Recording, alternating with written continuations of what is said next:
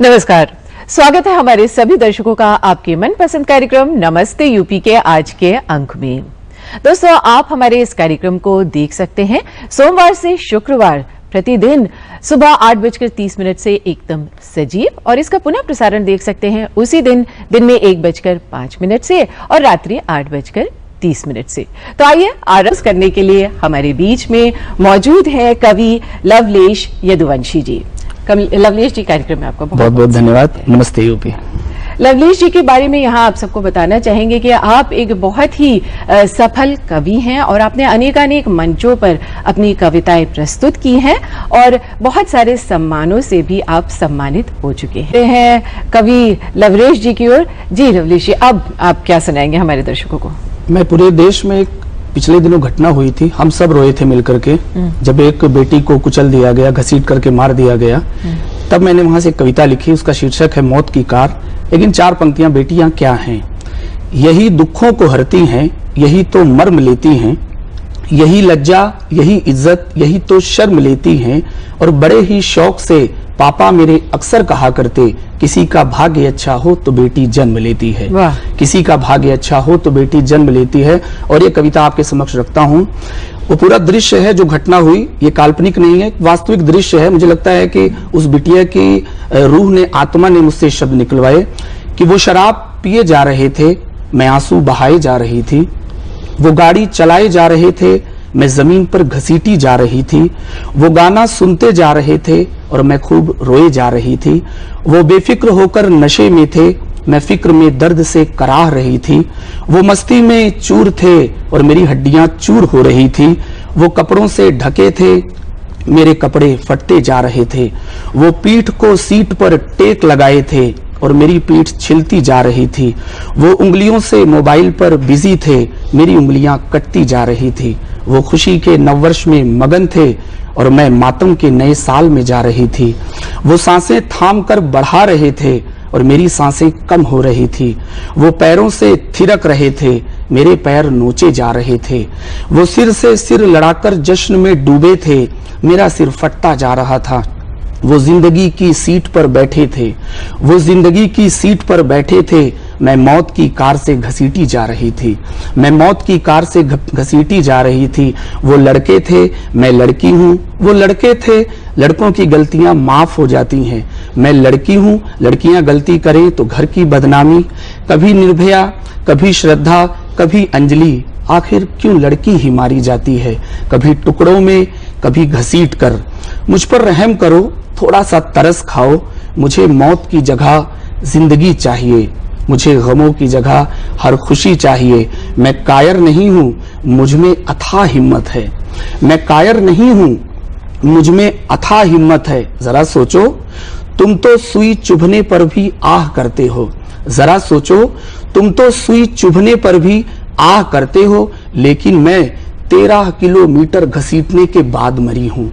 लेकिन मैं 13 किलोमीटर घसीटने के बाद मरी हूं, मगर अभी भी मेरी रूह जिंदा है, मगर अभी भी मेरी रूह जिंदा है।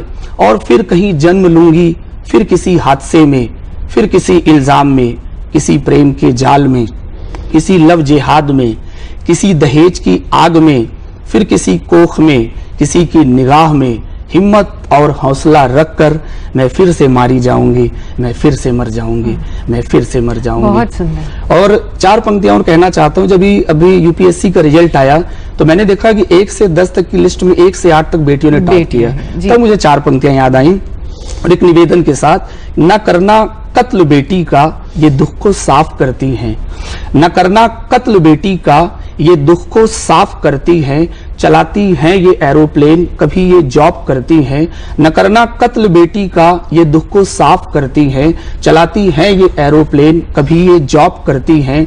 कोई भी खेल हो या कोई भी क्षेत्र दुनिया में, अभी अब लड़कियां लड़कों से आगे टॉप करती हैं, अभी अब लड़कियां लड़कों से आगे टॉप करती है। और आखिरी 4 पंक्तियां एक संदेश देने के तौर पे कि अपनी किस्मत पे कभी रोया नहीं करते, बुज़दिलों जैसे कभी सोया नहीं करते, अपनी किस्मत पे कभी रोया नहीं करते, बुज़दिलों जैसे कभी सोया नहीं करते, जिंदगी जंग है, इस जंग से लड़ने के लिए हौसला अपना कभी खोया नहीं करते, हौसला अपना कभी खोया नहीं करते। बहुत शुक्रिया। क्या बात है, बहुत सुंदर। और जैसे कि आपने कहा बेटियां हमारी शान, दर्शकों को सबसे पहले क्या सुनाना चाहेंगे? जी धन्यवाद। आज मैं सबसे पहले विषय हमारा सूचना का अधिकार है, यहीं से 4 पंक्तियां दर्शकों को देना चाहता हूं कि गांव गली, सूचना के अधिकार ने क्या किया, गांव गली लोगों की हर पीर बदल डाली है, अम्मा और बाबू की तकदीर बदल डाली है, गांव गली लोगों की हर पीर बदल डाली है, अम्मा और बाबू की तकदीर बदल डाली है, सूचना का अधिकार अधिनियम की प्रणाली ने भारत की जनता की तस्वीर बदल डाली है, भारत की जनता की तस्वीर बदल डाली है। देश में जब 3:2 के ध्वज की बात होती है तब मैं 4 पंक्तियां कहता हूं।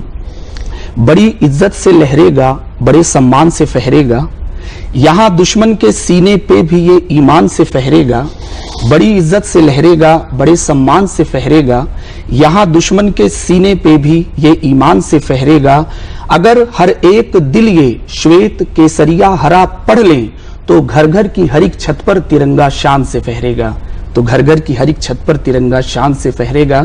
लोग कहते हैं देश किससे है, तब मैं 4 पंक्तियों में बताता हूं कि देश किनसे रहा है, किनसे है।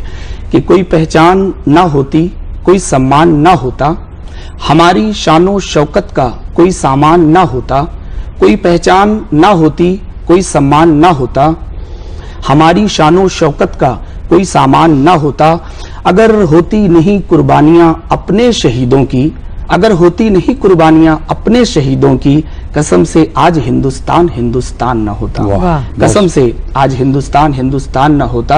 हम सिंधु वासियों को, हम आर्यावर्तियों को क्या अच्छा लगता है पूरी दुनिया में, क्योंकि सर्वधर्म संभाव और वसुधैव कुटुंबकम हमने दिया कि बड़ी सी बिल्डिंगों में नफरती सामान लगता है, बड़ी सी बिल्डिंगों में नफरती सामान लगता है, मगर मिट्टी का अपना प्यार का मकान लगता है, न अच्छा चीन अमेरिका न पाकिस्तान लगता है, सभी देशों से सुंदर अपना हिंदुस्तान लगता है, सभी देशों से सुंदर अपना हिंदुस्तान लगता है।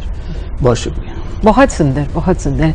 सभी देशों से सुंदर अपना हिंदुस्तान लगता है। इतनी खूबसूरत पंक्तियां लवलेश जी ने आज यहाँ हमारे कार्यक्रम में सुनाई। तो आइए अब रुख करते हैं और देखते हैं आजादी के यादगार पन्ने।